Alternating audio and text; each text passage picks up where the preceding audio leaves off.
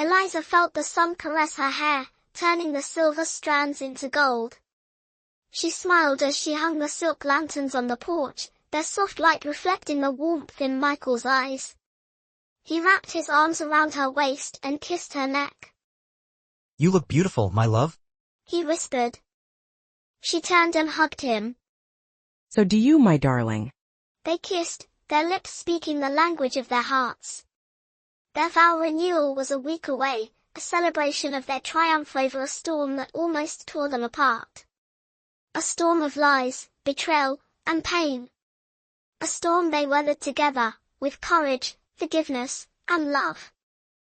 But the arrival of Eliza's cousin, Claudia, threatened to bring back the clouds. Claudia, who always wore stiletto heels and a fake smile. Claudia, who always envied Eliza for finding happiness. Claudia, who always made barbed comments, disguised as concern, to undermine their fragile peace. "Michael's working late. Again. Don't tell me he's forgotten your anniversary, darling." She'd sneer, as she sipped her tea. "Don't tell me he's forgotten your anniversary, darling." Eliza would bite her tongue and force a smile, but each dig would unearth buried insecurities, the scar tissue of past arguments throbbing anew. The night before the ceremony, tensions reached a boiling point. Claudia, sipping wine, began a venomous monologue. "He deserves someone younger, Eliza. More vibrant. You've gotten complacent. You've let yourself go.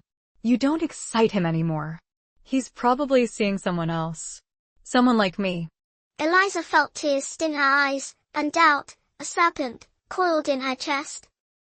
She remembered the night she found out Michael had cheated on her, the night their world collapsed. She remembered the agony, the rage, the despair.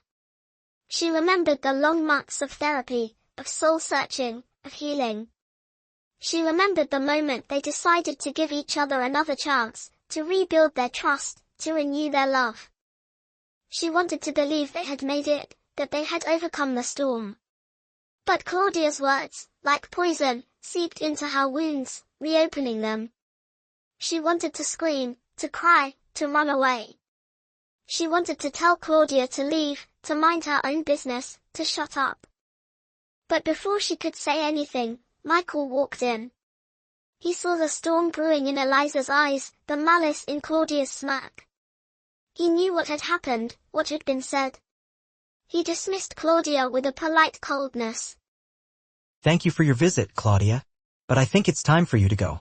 Eliza and I have some important things to discuss." Claudia huffed and puffed, but she knew she had lost.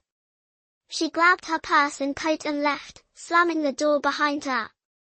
Michael locked the door and turned to Eliza. He saw the hurt, the fear, the confusion in her face. He felt a surge of love, of guilt, of regret.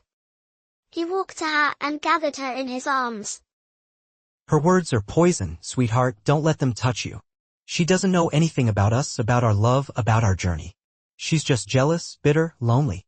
She can't stand to see us happy, to see us together, to see us stronger than ever." He kissed her forehead, her cheeks, her lips. He looked into her eyes, his gaze steady and sincere. He held her hand, his touch gentle and reassuring. He calmed the churning sea within her, the storm that threatened to drown them. Later, under a canopy of stars, they talked. Openly, honestly, like they used to before the storm.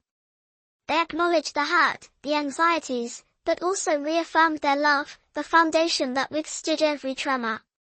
They apologized, they thanked, they praised. They laughed, they cried, they kissed. The vow renewal wasn't just a ceremony, it was a testament to their resilience. The next day, standing hand in hand, the sun painting their faces gold, their voices trembled with emotion. Eliza's vows spoke of weathering storms, of love's steadfast anchor. "You are my rock, my shelter, my home. You are my partner, my friend, my soulmate. You are my everything, my always, my forever."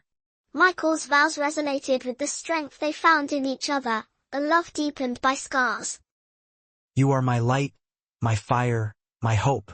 You are my lover, my ally, my inspiration." You are my miracle, my joy, my grace. As they kissed, not just as husband and wife but as warriors who'd conquered, they saw Claudia's effect leave, her envious shadow shrinking in the face of their radiant truth.